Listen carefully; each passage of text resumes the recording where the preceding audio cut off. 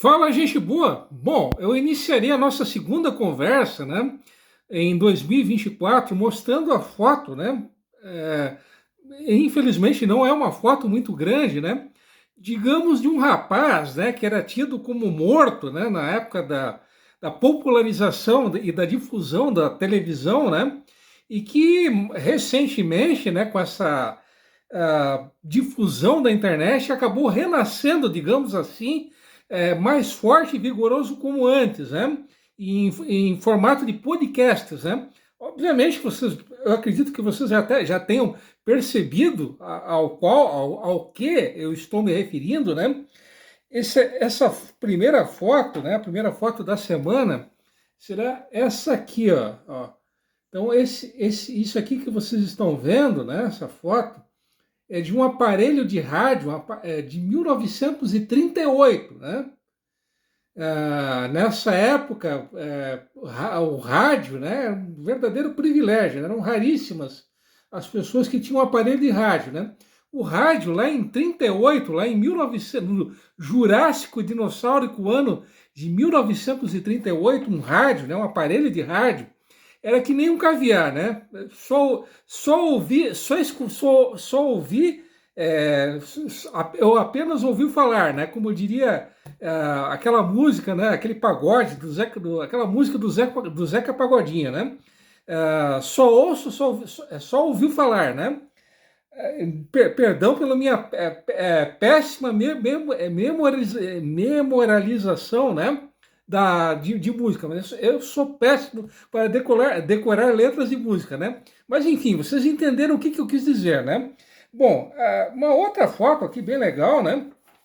De um verdadeiro monstro sagrado, de um grande ícone, né? Do rádio brasileiro, é do Ari Barroso, né? O Ari Barroso fazendo uma transmissão de um jogo de futebol, possivelmente nos anos 40, né? Eu acredito que essa foto ela tenha sido batida na década de 40, né?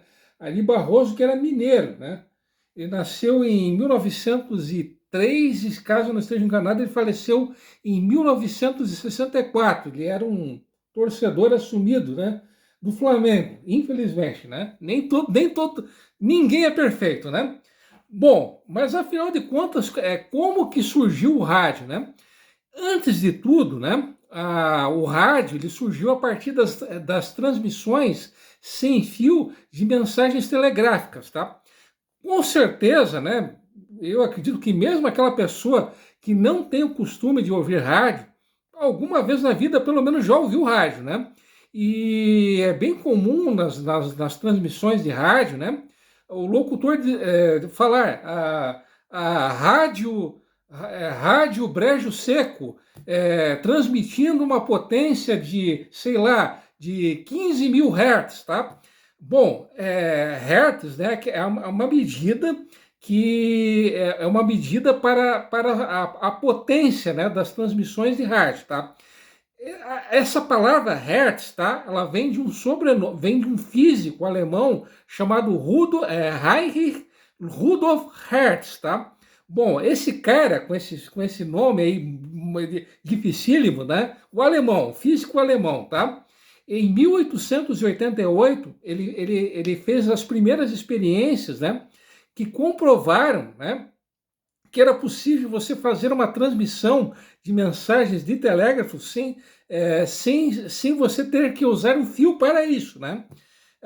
Foi a partir dessas experiências que o Rudolf Hertz fez, lá em 1888, que surgiu o rádio, né? As transmissões radiofônicas, né? Oficialmente, né, esse cara, o Rudolf Hertz, foi quem descobriu as transmissões telegráficas sem fio, como eu acabei de dizer a vocês. Mas, na prática, quem descobriu isso, quem descobriu que era possível você fazer uma transmissão telegráfica e, por tabela, uma transmissão radiofônica, né, foi um físico americano chamado Mahlon Lunes, né? O Mahlon Lunes, ele nasceu em 1826, faleceu em 1886, e bem antes do Rudolf Hertz, isso em outubro de 1866, ele colocou duas pipas, né? Uma pipa ficava a 22 quilômetros de distância da outra pipa. Isso no estado da Virgínia, né? Obviamente nos Estados Unidos, né? E entre essas duas pipas, o nosso amigo Lunes, né? Loomis, né? Sim, era Loomis, o sobrenome do cara. Ele usou um aparelho chamado galvanômetro, né?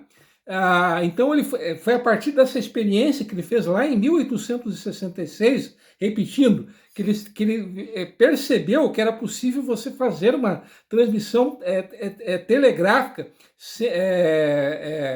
usando apenas ondas, né? Ondas eletromagnéticas, né? Já a primeira transmissão de rádio, né, o rádio propriamente dito, ele surgiu em 1892, tá? Foi uma transmissão de um discurso que ocorreu na praça do centro de uma cidadezinha nos Estados Unidos chamada Murray, né? Essa cidade de Murray está localizada no estado de Kentucky, né? E quem acabou sendo responsável por transmitir, né, pela transmissão radiofônica desse discurso, foi um cara chamado Nathan B. Stubblefield, né? O Nathan Stubblefield, né? Ele acabou falecendo em 28 de março de 1928, totalmente pobre, desamparado e esquecido. Só que, embora nosso amigo Nathan, né, ele tenha sido provável inventor do rádio, quem oficialmente leva essa glória foi um italiano chamado Guglielmo Marconi, né? Do Guglielmo Marconi, né? Ele era de uma família muito rica e poderosa, inclusive o próprio Marconi, ele tinha um título de nobreza, né? Ele era um marquês, né? E ele soube daquelas primeiras experiências que eu disse ainda há pouco do Rudolf Hertz, tá? E em 1888, ainda no mesmo ano que o Hertz fez essas experiências, né? Ele mesmo fez as suas experiências na casa de campo da família dele, numa cidadezinha italiana chamada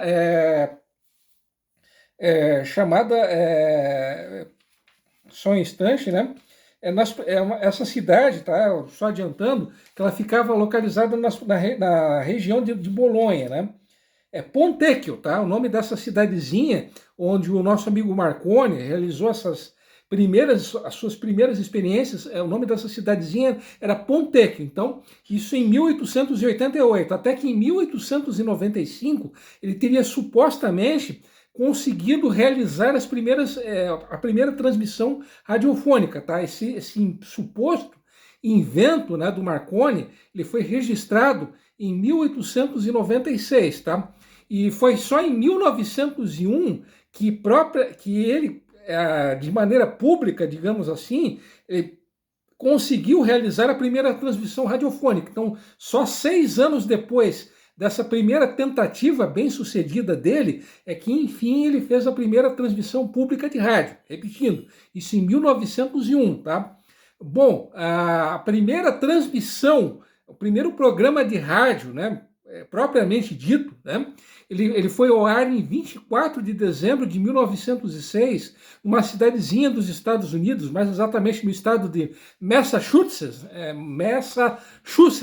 perdão pelo meu inglês terrível, tá? Mas, enfim, esse estado que eu estou dizendo, você pegando o mapa, ele fica lá na ponta norte dos Estados Unidos. Então, nessa cidadezinha de Black Rock, né, repetindo, que aconteceu a primeira transmissão de rádio, a primeira transmissão de um programa de rádio, isso, repetindo, isso em 24 de dezembro de 1906, tá? E o responsável por essa primeira transmissão de rádio foi um professor nascido no Canadá, chamado Reginald Aubrey Fessenden, né? Não sei se essa é a pronúncia correta, tá? Então, o nosso amigo Reginaldo, né? Vou simplificar as coisas. O nosso amigo Reginaldo, o Regi canadense, né? O nosso amigo Regi canadense, ele acabou sendo responsável pela primeira transmissão de um programa de rádio, né? E o que era o que foi esse primeiro programa de rádio? Bom, foram 2 sessões de música, tá?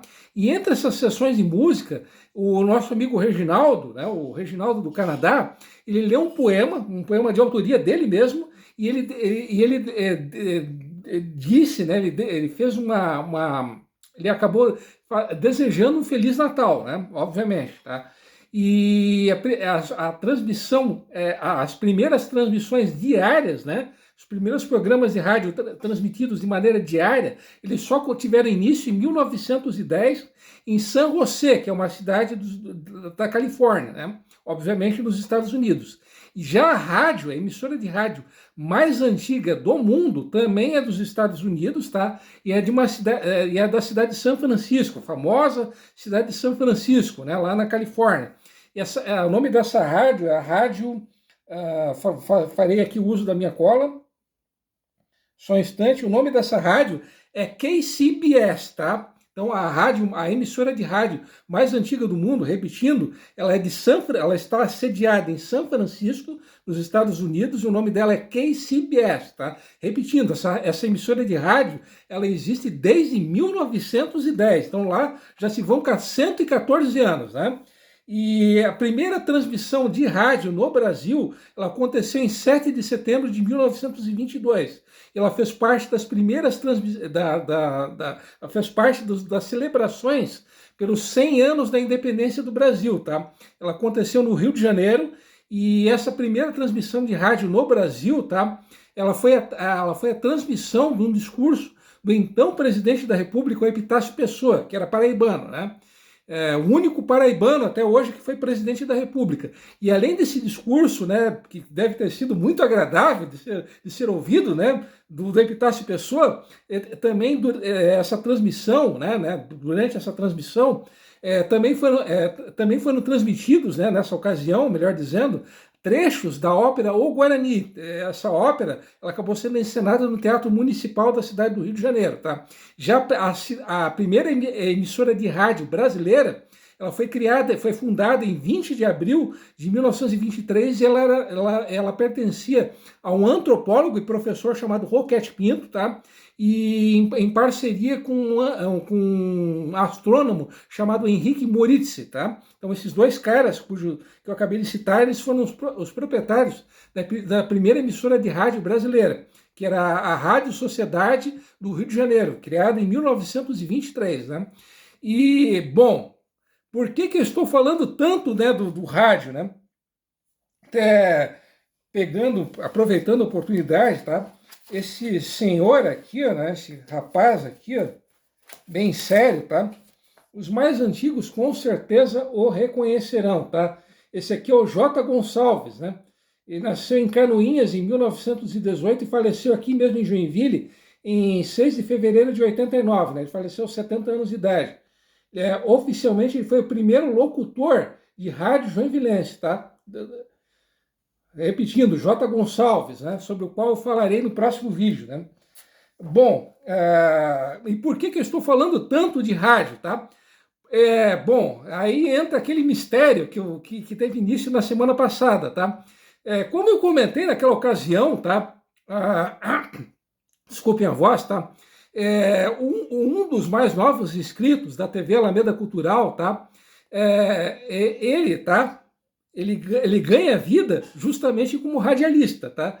Então surge aquela pergunta que até aquele monge budista que mora lá no alto da montanha, lá nos cafundós da Mongólia está fazendo. Mas afinal de contas, quem é esse cara? Quem é o inscrito misterioso, tá?